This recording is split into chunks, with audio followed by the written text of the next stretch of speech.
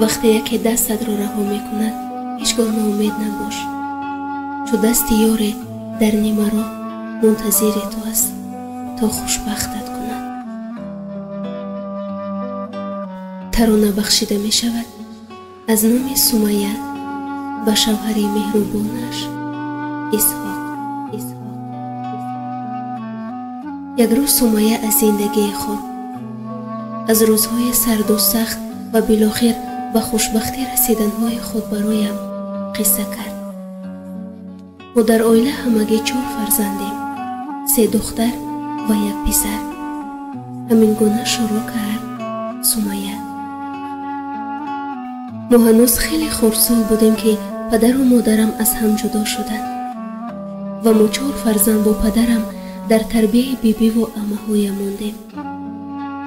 خلاص پدر و مادرم برای کار و تامین خراجات‌های ما فرزندان به روسیه رفتند و ما با عمه‌هایم موندیم و در زیر تربیه آنها به کمال رسیدیم. نمیدانم صنف 3 و 4 میخوندم که ناگه مادرم برای دیدن ما به خانه عمه‌هایم آمد. ما از او خاطره نداشتیم. ما حتی چهره مادرمون را در خاطر نداشتیم. نه مهر بود و نه محبت. اما عمه‌هایم او را به ما مادرتون است گفته معرفی کردند و او گاه به دیدارمون می اومد و می رفت. خلاص ما کلان شدیم. اپام باشد دختر قدرت شد و عمم خواست او را به شوهر بدهد، اما پدرم زنگ زده من او را به پسر ماینده‌اش دادنیم گفته اجازه نداد. عمم باشد به این کار راضی نشد و با همین پدرم از ما رنجیده علاقه رو به ما قطع کرد. با همین سال 2017 ما پدرمون را، یگانه امید زندگیمون را از دست دادیم و شدیم بیکس و تنها. بعد مرگ پدرم عمه‌هایم اپم رانه و مرا که هنوز 16 سال داشتم و سرفهمی حتی زندگی نمی رفتم به یک پسر ثروتمند و شوهر دادند. او که به من پسند نبود و ثروتمند بود و در زندگی جدی که نبود، بعد 1 ماه زندگی در تاجیکستان و 1 ماه زندگی در روسیه ما از هم جدا شدیم که در عموم ما با هم 2 ماه زندگی کردیم و خلاص. من در روسیه با یک عمم تنها ماندم و او که بیمار بود مرا گذاشت و به وطن برگشت. مادرم باشد گاهی به نزدم آمده کمکم میکرد، اما بعد 1 مدت نیز تنهایم گذاشت و آمد.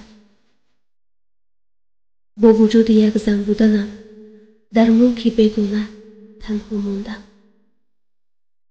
اما با امر تقدیر و خواست خداوند با یک جوان با نام اسحاق شناس شدم که او زندگیم رو بالاخره کلاً دیگر کرد. در اول هر باری که پیشنهاد ازدواجم میداد رد میکردم، چون او عائله دار بود. از حرف مردم و حرف عمه‌هایم از آینده‌ام خیلی میترسیدم. اما او هر باری که جوابی رد میگرفت دست نمیکشید و بازم تلاش میکرد تا مرا به دست بیاورد و بالاخره ما با هم سنه 25 مای سال 2021 عائله دار شدیم. بعد عائله داری با او من زن بودن خود را احساس کردم. من خوشبختی و شادی و خوشی را درک کردم و شدم خوشبخت‌ترین انسان. و امروز میخواهم برایش بگویم شکر بودنت، شکر داشتنت. بیندارم از آنی که در زندگیم پیدا شده و از من پروای شکسته یک انسان کامل ساخته و مرا زیر قنات خود حفظ کرده خوشبخت کرده.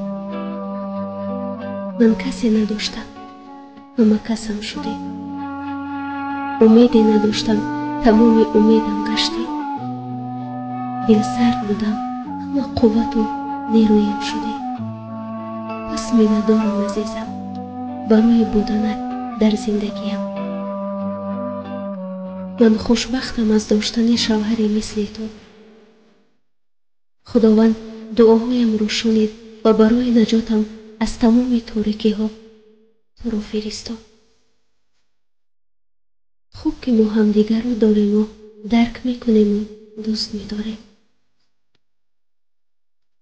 عزیزم، امروز میخواهم بگویمت دوستت میدارم و شاد و خوشبختم.